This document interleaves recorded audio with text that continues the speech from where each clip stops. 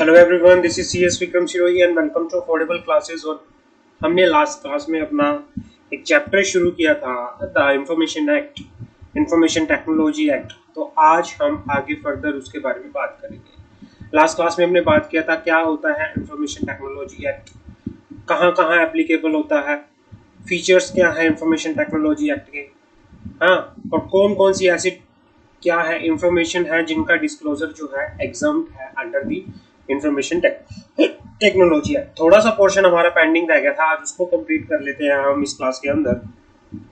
तो आज का जो हमारा टॉपिक है वो है इंफॉर्मेशन इंफॉर्मेशन कमीशन क्या होता है। What is information commission? Information commission क्या होता है? इंफॉर्मेशन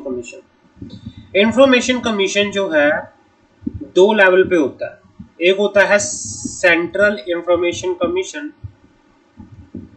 सेंट्रल इंफॉर्मेशन कमीशन, और एक है हमारे पास state information commission, state information commission, central information commission, state information commission. अब सेंट्रल इंफॉर्मेशन कमीशन के अंदर कौन कौन आते हैं? इसके अंदर आता है, इसका कॉम्पोजिशन क्या है? इसके अंदर आता है the chief information commission, the chief information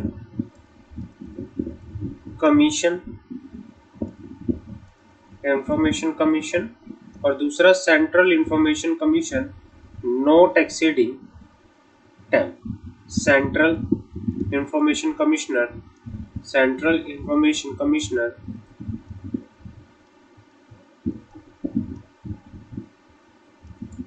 central information commissioners not exceeding 10। तो मतलब सेंट्रल इंफॉर्मेशन कमीशन के अंदर कौन कौन आएंगे? एक चीफ इंफॉर्मेशन कमीशन होगा और दूसरा कौन होगा? सेंट्रल इंफॉर्मेशन कमिश्नर, जो कि नॉट एक्सीडिंग होंगे 10। समझ आ गई? और स्टेट कॉम्पोजिशन क्या होगा? स्टेट इंफॉर्मेशन कमीशन का कॉम्पोजिशन क्या होगा? वन स्टेट इंफॉर्मेशन कमिश्नर, ये क्या होगा? One state information commissioner, state information commissioner,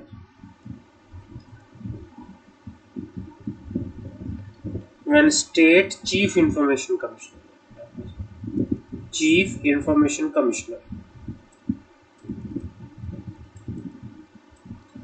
or not more than 10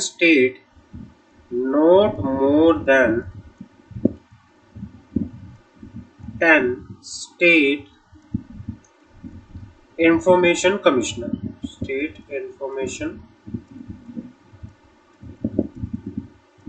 commissioner. तो ये इसके अंदर आ गया पर। चलो क्लियर है, समझ आ गई? आगे बढ़ते हैं। अब ये क्या काम करेंगे?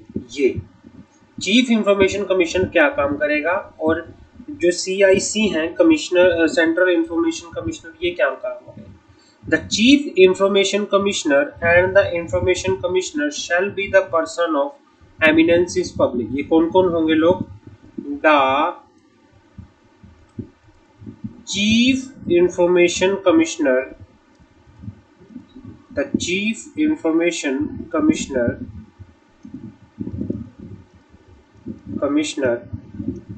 and information commissioners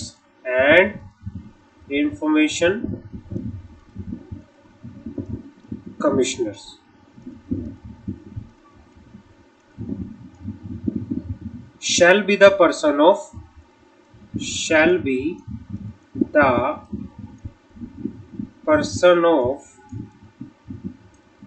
eminence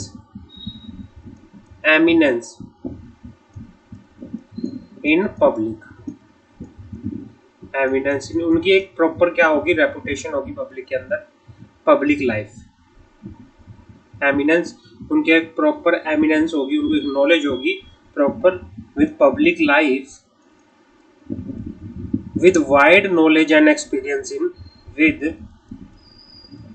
wide उनके पास एक वाइड नॉलेज होगी।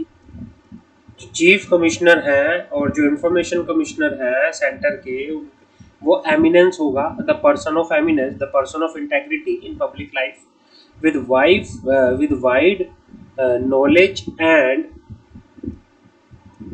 with wide knowledge and experience in the field of law, science and technology,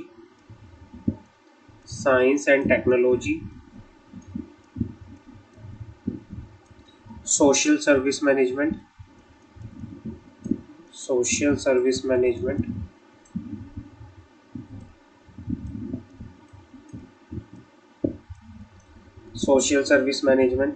journalism, mass media,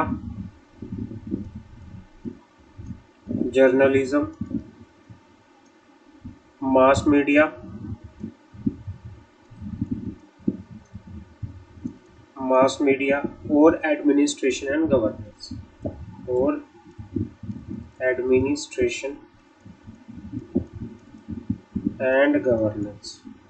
in area के अंदर chief information commissioner and central information commissioner, इनका क्या होगा properly, they have the person of eminence and they shall have the knowledge of law, they shall have the knowledge of experience of science and technology, social service management, journalism, mass media और administration and governance. इन चीजों में उनका properly क्या होना चाहिए, knowledge होना चाहिए। दूसरा क्या होगा, जो ये चीफ इंफॉर्मेशन कमिश्नर है और जो ये फिर जो इंफॉर्मेशन सेंट्रल इंफॉर्मेशन कमिश्नर है, ये shall not be a member of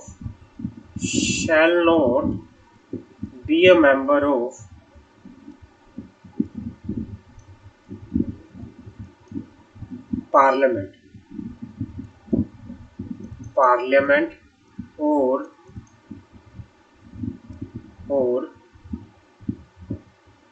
member of the legislature. ना तो वो पार्लियामेंट के मेंबर होंगे, ना ही वो member of legislature, state legislature, ना ही लेजिस्लेचर के मेंबर होंगे ऑफ एनी स्टेट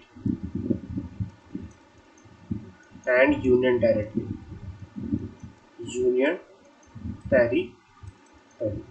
ना ही तो वो किसी मेंबर ऑफ स्टेट के, ना ही वो किसी यूनियन टेरिटरी के क्या होंगे, जो लेजिस्लेचर है उसके मेंबर होंगे, ठीक है ना।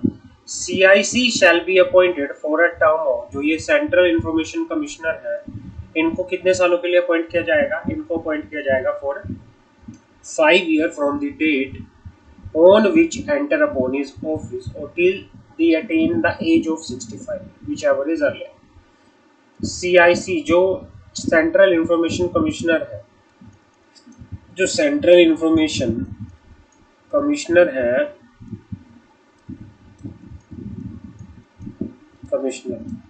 उनको कितने सालों के लिए अपॉइंट किया जाएगा, उनको अपॉइंट किया जाएगा फॉर अ टर्म 5 years, या फिर the date on which he enter upon his office, and maximum age या तो 5 साल के लिए या 65 years, whichever is age of 65 year, whichever is earlier, ठीक है ना।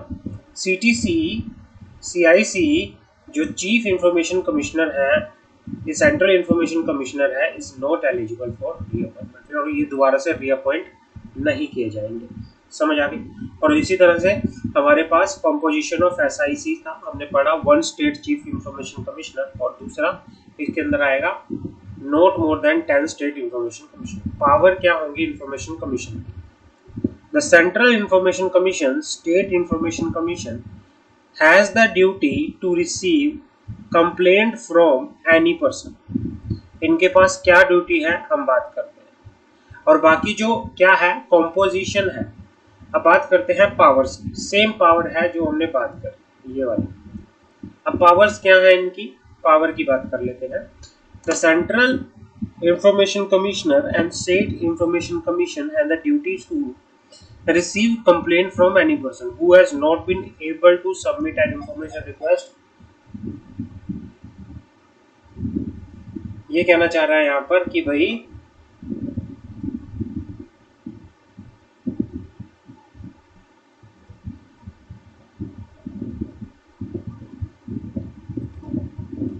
हाँ, the Central Information Commission, State Information Commission has a duty to receive complaint from any person। अब किससे वो इंफॉर्मेशन कमीशन ड्यूटी रिसीव करेगा, बात करते हैं।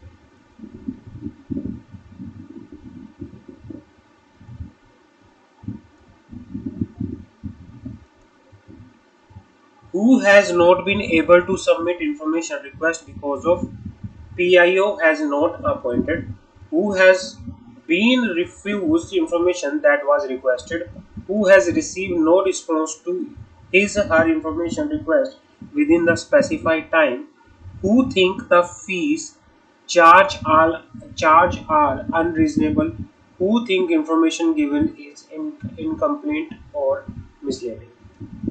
तो ये सारे का सारा क्या है, ये सारी की सारी पावर है इंफॉर्मेशन कमीशन की। ये सारी की सारी क्या है, इंफॉर्मेशन कमीशन की पावर है कि भाई अगर पीआईओ अपॉइंट नहीं हुआ था जिसकी वजह से कोई पर्सन अपनी इंफॉर्मेशन रिक्वेस्ट के लिए एप्लीकेशन नहीं दे पा रहा था, या फिर किसी की इंफॉर्मेशन को देने से मना कर दिया, या फिर किसी को रिस्पॉन्स ही नहीं मिला, इंफॉर्मेशन का रिस्पॉन्स ही नहीं मिला किसी स्पेसिफाइड टाइम में, और कोई सोचता है कि भाई किसी को लगता है कि जो इंफॉर्मेशन लेने के लिए फीस चार्ज की जा रही है वो बहुत ज़्यादा है। और उसके बाद क्या है कि भाई अगर किसी को ये लगता है कि जो उसे इंफॉर्मेशन मिली है, समझ आ गई, जो इंफॉर्मेशन मिली है वो मिसलीडिंग है, वो गलत है, तो फिर स्टेट इंफॉर्मेशन कमीशन की ड्यूटी होती है, ये सेंट्रल इंफॉर्मेशन कमीशन की ड्यूटी होती है कि वो प्रॉपरली क्या बता के चले, प्रॉपरली यहाँ पर अपना पूरी की पूरी हेल्प करके यहाँ पर चले। समझ आ गई। दूसरा हमारे पास आता है अपील्स। अपील्स कहाँ होती है, appeals any person who does not attain a decision, क्या लिखा हुआ है, any person who does not receive a decision within the specified time, within the specified time, और इस मतलब मान लो किसी ने एप्लीकेशन लगाई किसको, पब्लिक इंफॉर्मेशन ऑफिसर को, पीआईओ को, बट क्या हुआ, उसको जितने टाइम के लिए उसने बोला गया था उस टाइम के अंदर उसको क्या नहीं मिली, कोई इंफॉर्मेशन नहीं मिली। हाँ, तो क्या हुआ, उस टाइम के अंदर उसको इंफॉर्मेशन नहीं मिली।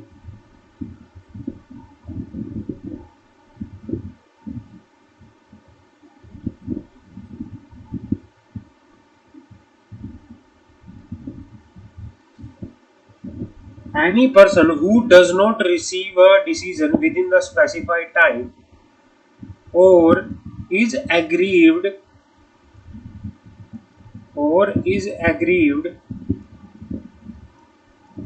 by a decision of the public information officer, तो क्या हो सकता है, may file an appeal under the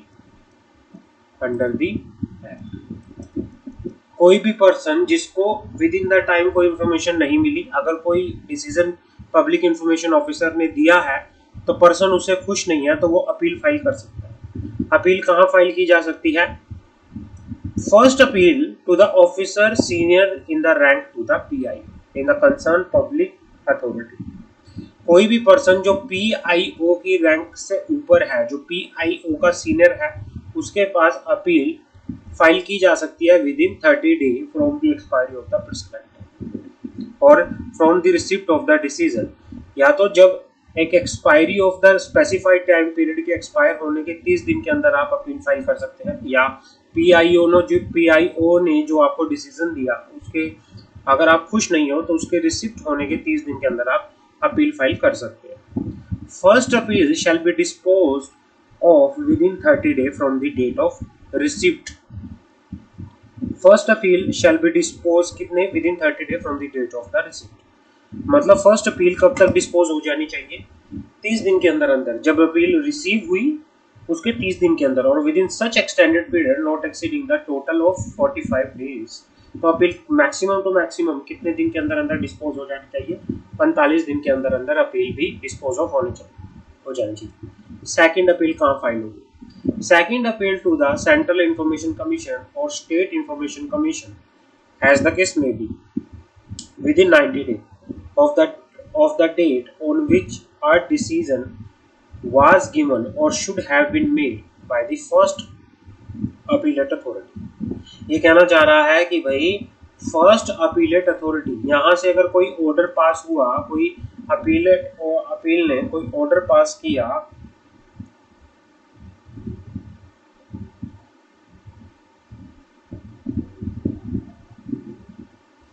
second appeal क्या था, सेकंड अपील ये था कि second appeal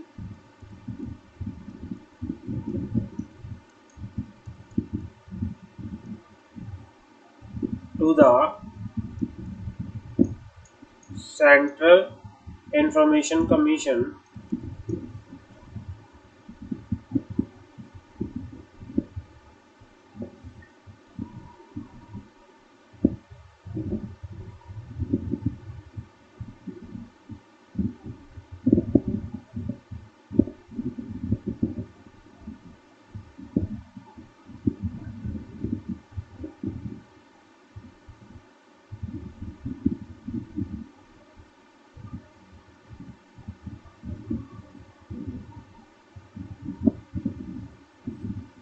second appeal to the central information commission or the state information commission as the case may be। ये अपील कितने दिनों के अंदर मिलेगी, ये अपील फाइल होगी 90 डेज के अंदर। ये अपील कितने दिनों के अंदर फाइल होगी, 90 डेज के अंदर फाइल होगी of the day on which the decision was given और should have been made by the first appellate authority. ये कहना चाह रहा है कि भाई जो फर्स्ट अपीलेट अथॉरिटी के पास जब आपने अपील फाइल की और वहां से जो डिसीजन आया उस अपील के अगेंस्ट डिसीजन कहाँ फाइल होगा, सीआईसी में या एसआईसी के अंदर, और ये 90 दिन के अंदर फाइल होगा। 90 दिन के अंदर कब से, जिस दिन से कोई डिसीजन फर्स्ट अपीलेट अथॉरिटी ने आपको दिया उसके 90 दिन के अंदर आप फाइल कर सकते हो। समझ आ गई। तो ये चैप्टर जो है हमारा यहाँ पे खत्म होता है, हमारा ये चैप्टर खत्म होता है। नेक्स्ट क्लास में हमारा एक इम्पोर्टेंट चैप्टर स्टार्ट होगा जिसका नाम है लिमिटेशन एक्ट, जिसका नाम है लिमिटेशन एक्ट। बहुत ही इम्पोर्टेंट चैप्टर है, तो इसको अच्छे से क्या करना, एक बार हमें पढ़ेंगे, नेक्स्ट क्लास के अंदर इसको शुरू करेंगे लिमिटेशन एक्ट। अभी के लिए इतना ही है। Thank you so much.